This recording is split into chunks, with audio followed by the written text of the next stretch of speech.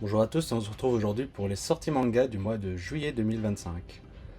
Donc tout d'abord, on va commencer avec le 2 juillet, donc à savoir qu'en juillet, il y a la Japan Expo, du coup généralement il y a plus de sorties que d'habitude. Et du coup on commence le 2 juillet avec le tome 18 de Solo Leveling. Série normalement déjà finie, mais je pense qu'ils font des petits bonus en plus, tout simplement. Un peu comme le City Hunter tome 17. Donc personnellement je ne fais pas. On a le tome 22 de Toilet Banana Cocoon, tome 18 de Sakamoto Days, le tome 29 de Hawashi avec une très belle jaquette, personnellement, je trouve. Bloom, tome 4. On a le tome 4 de Versus aussi. On a le tome 10 de Dragon Ball édition full color avec une très belle jaquette. Et pour ceux qui ont vu, ils ont décidé du coup de scinder les parties. Et avec le scindement de parties, ils ont aussi changé le dos des jaquettes. Donc je trouve pas mal l'initiative, personnellement. Je ne fais pas l'édition, mais si je la trouvais à très bon prix, je pourrais potentiellement craquer en vrai. Il y a le tome 3 de l'Atelier des Sorciers dans l'édition Grimoire, que j'ai hâte d'avoir entre mes mains. Tome 9 de l'Habitant de l'Infini, Tokyo Revengers, Letter from Keisuke Baji, donc le tome 5. Je pense que c'est un spin-off qui sera fini en 6 tomes de mémoire. Donc ça moi je fais personnellement. On a un coffret de One Piece, donc par rapport à Dressrosa. On a le tome 3 dans l'édition KO de Doro et Doro. J'ai lu le tome 2 récemment d'ailleurs. On a le tome 8 de Rêve. On a le XXX Solic tome 3. Tatari tome 3, donc série finie en 6 tomes de mémoire. On a le tome 2 de Erio and the Electric Doll. Donc ça c'est une série que j'ai hésité à faire. Au final je le fais pas, tout simplement parce que j'ai l'impression qu'elle est toujours pas finie au Japon. Et de mémoire le tome 3 est sorti il y a un petit moment. Donc si vous avez des informations là-dessus, ça m'intéresse. Parce qu'en gros voilà, je n'ai pas envie de commencer une série qui sera jamais terminée tout simplement. J'en ai déjà quelques-unes dans ma Mangatech, ça me fait déjà énormément chier. Donc voilà, tout simplement. Et d'ailleurs, j'aimerais bien avoir votre avis sur le tome 1, pour ceux qui connaissent. On a Smile tome 4, Key Blue tome 5, Fire Punch tome 3 dans la Burning Edition. Vous voyez quand même qu'il y a pas mal de sorties. On a le tome 1 de Ruri Dragon, donc a priori il est suivi quand même par pas mal de personnes. Ici, suivi par 1694 personnes. Donc moi je l'ai mis à suivre, je pense pas l'acheter dans un premier temps. Maintenant s'il y a vraiment de très bons échos, pourquoi pas, tout simplement. On a le tome 4 de Katagi Modoshi, série finie en 5 tomes de mémoire, donc hâte d'avoir la fin, peut-être que je me les relirai parce que j'ai l'impression que le tome 2 et 3 c'était un peu le fouillis. Tome 1 que j'avais vraiment bien apprécié par contre. Après, qu'est-ce qu'on a d'autre? Secret Bodyguard tome 4. On a en édition de luxe Trigon Maximum. On a Super Ball Girls, donc ça c'est par l'auteur de Blue Lock. Donc je pense que je vais craquer juste pour ça, tout simplement. Je vais quand même feuilleter le tome 1, voir si on retrouve les mêmes dessins, etc. Mais comme c'est l'auteur de Blue Lock, je pense que je vais craquer, tout simplement. Pour Rire Dragon, ils vont faire un édition collector. On aura un guidebook All-Star par rapport à Doro et Doro.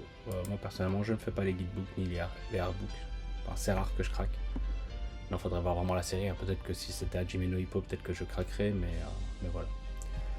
On a du Junji Ito en artbook.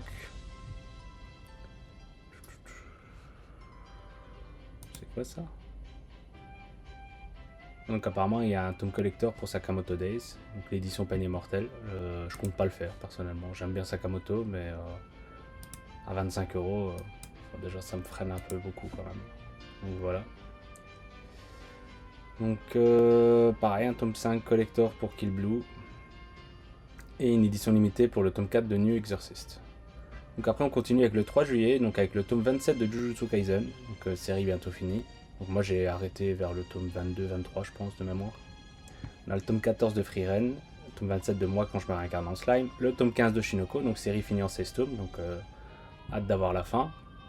Tome 11 de Solitaire Perfect Edition, le tome 9 de Kingdom Carter Wars. Donc vraiment pas mal de séries importantes, donc le portefeuille va un petit peu le ressentir quand même. Tome 9 de Partenaire 2.0, le tome 7 de Nine Peaks. Je trouve la jaquette plutôt jolie, simple mais efficace. Qu'est-ce qu'on peut dire d'autre? le tome 3 de Dox Red. Donc tome 1, franchement très moyen, tome 2 très très bon.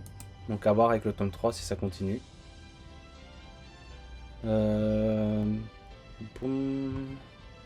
A priori un tome 15 collector pour Oshinoko. Je le ferai pas non plus. Je vais me contenter de l'édition classique. Pareil pour le tome 14 de Freeren. Dragon et Caméléon, série que j'hésite à faire. Si vous avez lu les scans ou quoi que ce soit, je serais curieux d'avoir votre avis. En tout cas, je l'ai mis en suivi, donc je verrai bien si je craque ou pas. Je sais pas si je craquerai déjà ce mois-ci, peut-être avec le tome 2 ou quoi, parce que comme il y a quand même pas mal de sorties, est-ce que je vais craquer directement, surtout que je pars en vacances et tout, donc à voir. Après on passe au 4 juillet avec le tome 38 de Hunter x Hunter, à savoir qu'il y aura une édition collector avec le tome 0. Donc moi j'ai précommandé en principe ce collector, tout simplement. On aura aussi le tome 3 de Kagurabashi avec une édition limitée comme ils ont fait pour le tome 1 et tome 2, donc, que je prendrai. Tome 10 de Slam Dunk édition de luxe. Donc ça va, avec Slam Dunk en vérité ça sort plutôt régulièrement, donc on devrait avoir la fin de la série assez rapidement normalement si ça continue comme ça. A savoir que je pense que celle-ci se finira en 22 tomes, contrairement à la Star Edition qui est en 20 tomes, je pense. Quoi d'autre? Pour ma part, plus rien. Après, on passe au 9 juillet. On a le tome 14 de Ron Komonohashi des Ranger Detective.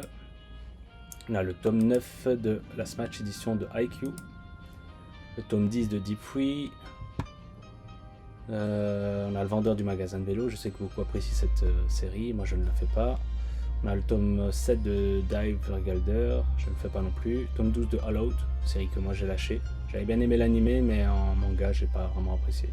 Le dessin, etc. C'était pas trop mon truc. You Reveal Pass tome 12. Thunderfruit tome 8. Moi je pense arrêter la série, d'ailleurs elle est sur mon Vinted, donc si ça vous intéresse n'hésitez pas. La série qui a été plutôt bien, mais au final j'apprécie de moins en moins le mélange des deux mondes, donc mélange manga, monde réel en quelque sorte. Donc voilà, tout simplement. Donc si je l'ai toujours pas vendu, peut-être que j'achèterai le tome 8, parce que voilà, c'est pas non plus que j'ai envie d'abandonner, c'est juste qu'est-ce que j'ai envie de mettre de l'argent dessus, c'était ça surtout ma question.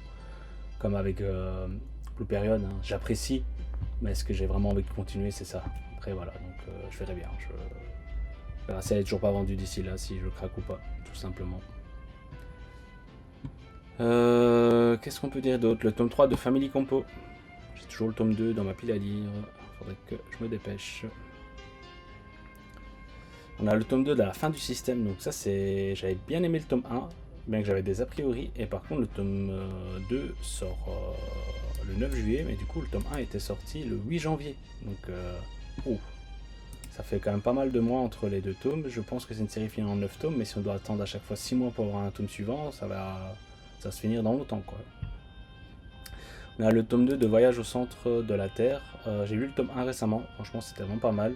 L'édition est vraiment très bonne, donc avec une bonne dorure, etc. Donc certes c'est un petit montant, mais ça reste sympa, sachant que c'est fini en 2 tomes, ça reste correct. Après, qu'est-ce qu'on peut dire d'autre? Pour ma part, plus rien. Après on passe au 10 juillet, avec pas rien du tout simplement. Le 11 juillet, on a le tome 22 d'Undead Unluck. Donc hâte de lire ce tome. Moi j'aime vraiment bien cette petite série. On a le tome 22 de Toganunki, tome 25 de Shai.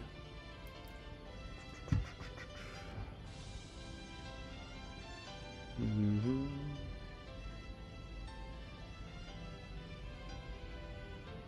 vois plus rien. Après on passe au 17 juillet avec le tome 3 et 4 de Kingdom édition de luxe. Donc moi j'ai pas craqué tout simplement. Je sais pas vous. Après je fais pas non plus la classique. J'ai 6 premiers tomes que j'ai depuis belle lurette. Je les avais trouvés d'occasion et j'ai jamais commencé. Et en fait je sais pas pourquoi. Pourtant j'ai beaucoup de séries longues qui me font pas peur. Mais Kingdom j'ai vraiment peur d'apprécier et de devoir acheter les 60 tomes qui me manquent tout simplement. Et puis voilà, c'est pas trop de base, c'est tout ce qui est guerre ou quoi, c'est pas trop mon dada. J'apprécie, hein, j'ai bien aimé beaucoup, etc. Mais je sais pas, est-ce que j'ai vraiment envie de me lancer là-dedans? Honnêtement, j'ai un doute. Après, on a le tome 14 de Egrégor. On peut constater que Meian continue avec du Hanma Baki, donc ça c'est du coup la saison 3. Je ne sais pas si vous avez plus d'informations pour savoir en combien de tomes elle sera finie celle-ci. Si du coup ce sera toujours le même prix que les autres.